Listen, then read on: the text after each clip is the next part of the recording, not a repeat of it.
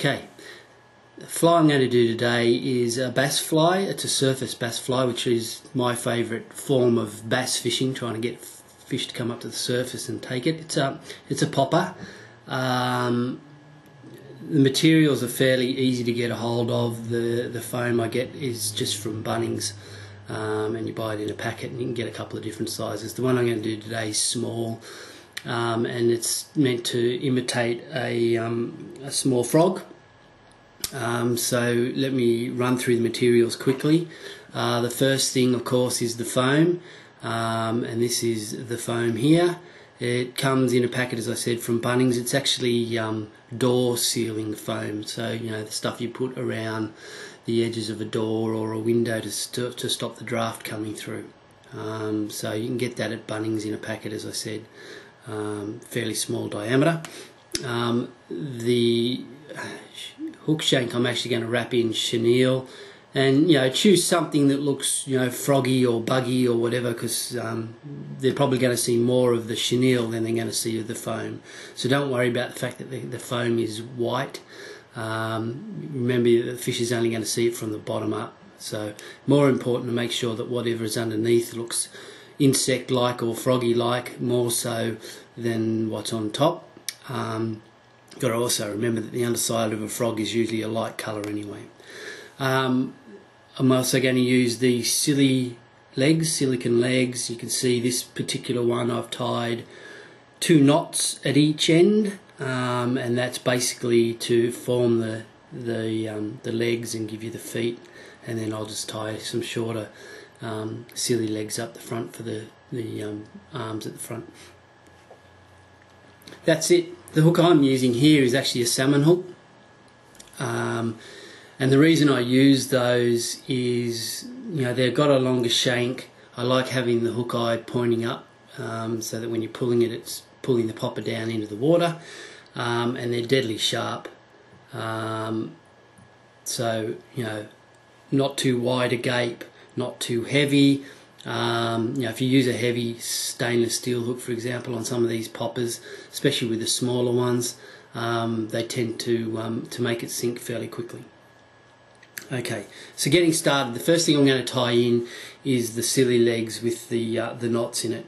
Now, the way I do this is simply put it through here like that and try to get it roughly halfway, so that the knots are roughly in the same position, and then tie it.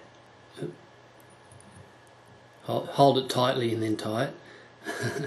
And the reason I tie it like that is you get one leg on that side, and then you can pull the other leg over to the other side and tie it off.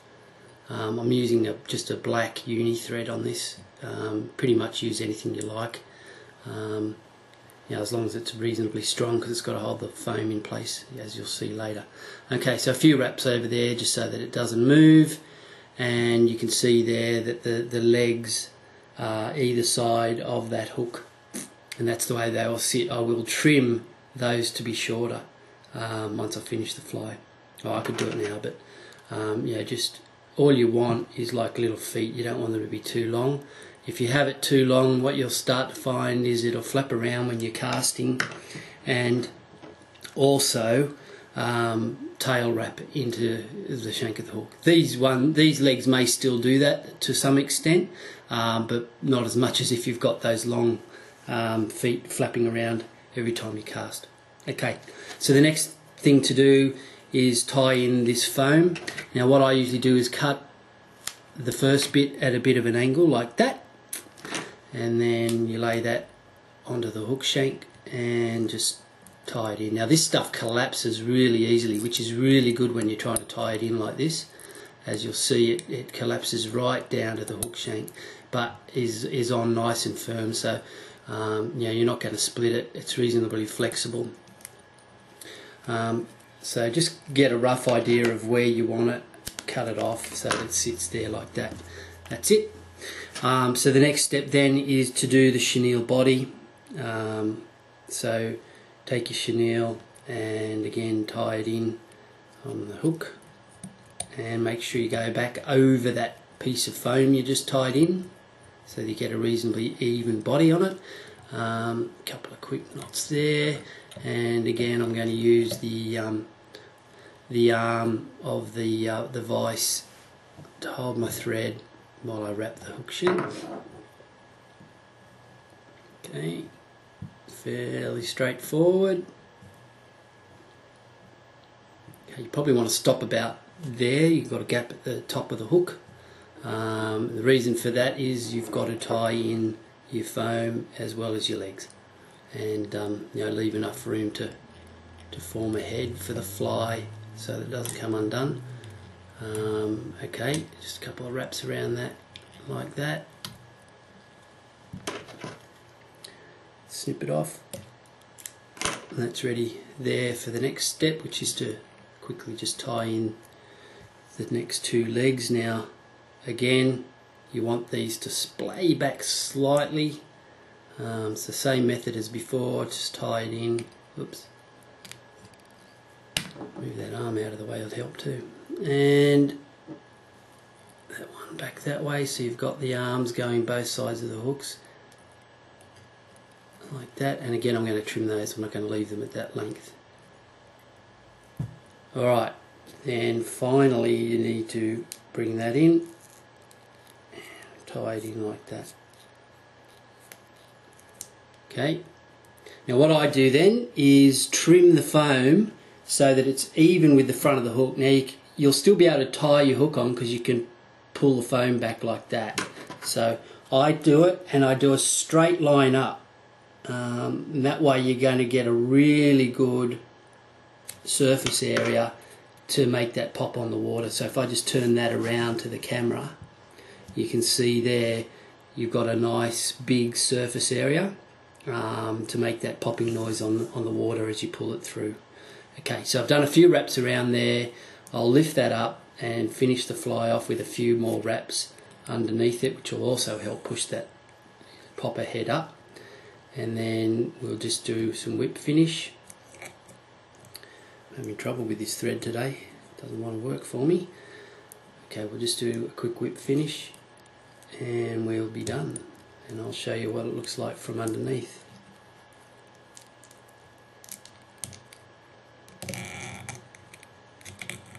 More fingers and thumbs today. Okay, now I'm just going to trim this other set of legs. Now again, you just want to make sure they're relatively even. These ones you don't want to be too long. They're more just for appearance and a little bit of movement like that. And if I take this out of the vise, okay, you'll see you've got a nice sort of frog pattern. So there's the thing, and you'll see as it moves through the water, you're going to get a lot of movement out of those silicone legs. From underneath, it looks pretty reasonable. As I said, I wouldn't worry about what it looks like from that angle. It's more what it looks like from that angle. That's what the fish is going to see. So that's pretty much it. Just do a little bit of head cement on the ties to make sure it doesn't come off around the top, and you're done. Easy as that. Thanks guys.